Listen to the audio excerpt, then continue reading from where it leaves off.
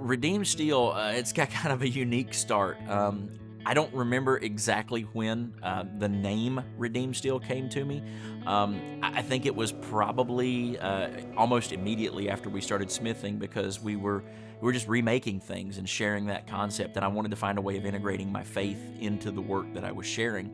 But Redeemed Steel as a network kind of began with me and Robert Soria in an airport on our way to compete against each other for the title of Forged in Fire champion.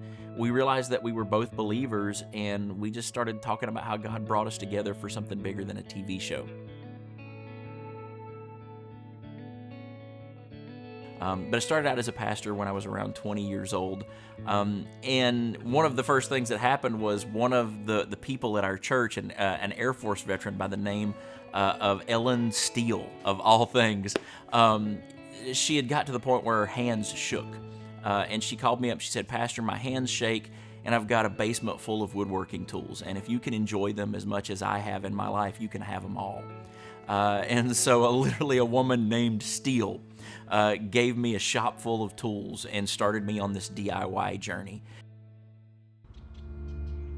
I think a lot of the different things that I've done along the way, also being bivocational, kind of prepared me for this. I worked as a metal worker for a little while. I did carpentry on the side, just kind of as fun. I worked helping build houses, and then all of those things God seems to have kind of synthesized into blacksmithing and bladesmithing, because in the work that I do now, I use metalworking, I use woodworking, I use computer-aided design, I use my artisanal gifts and just the design aspects of it. And so I don't think there's any other craft that would bring all of those things together as uniquely as bladesmithing would.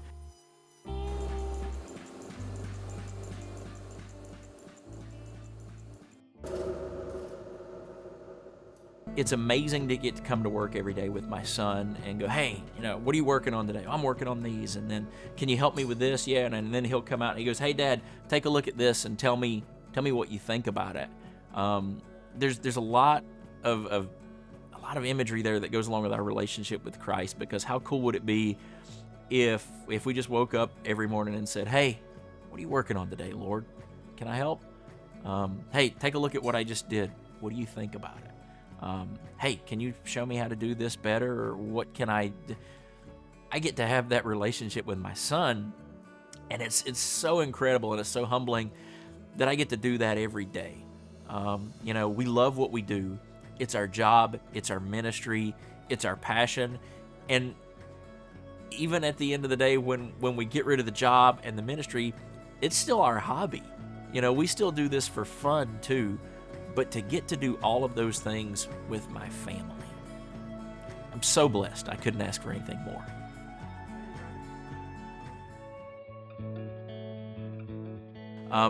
But for me, it's not even really about the craft. It's about the message that comes along with the craft. The idea of taking something shapeless and often considered worthless and remaking it into something beautiful and of great value. That's really what God does for us.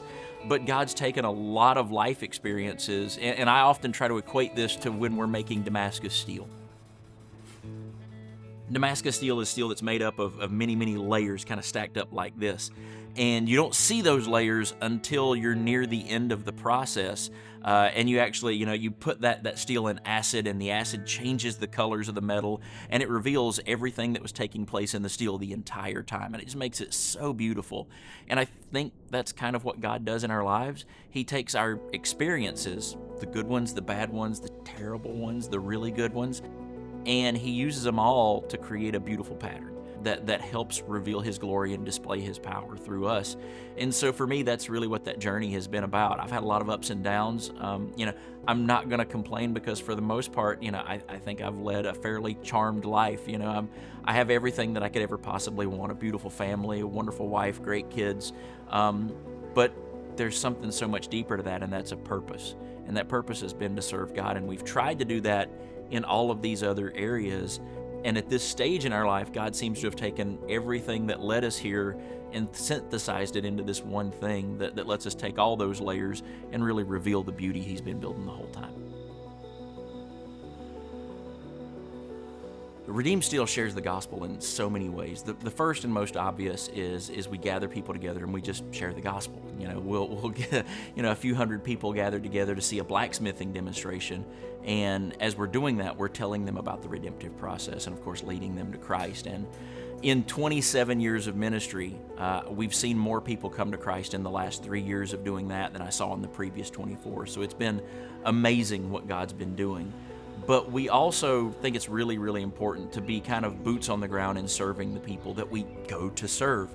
And so one of the things that we've been blessed to do is partner with different ministries and start building homes for homeless people. And so in the last couple of years, we've built 6 homes for homeless people. And we usually take a team of 10 or 12 people down, and we've gotten pretty good at it. We can build a house in about a day.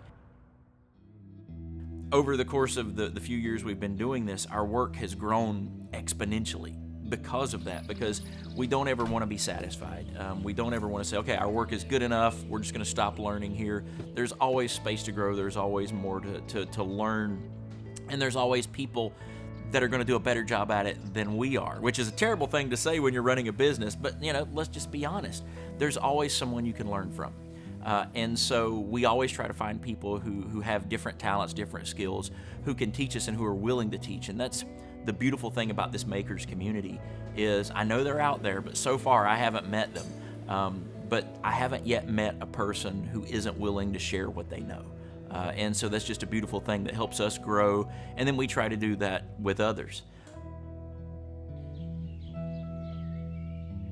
It's not about building our business, it's about building a kingdom.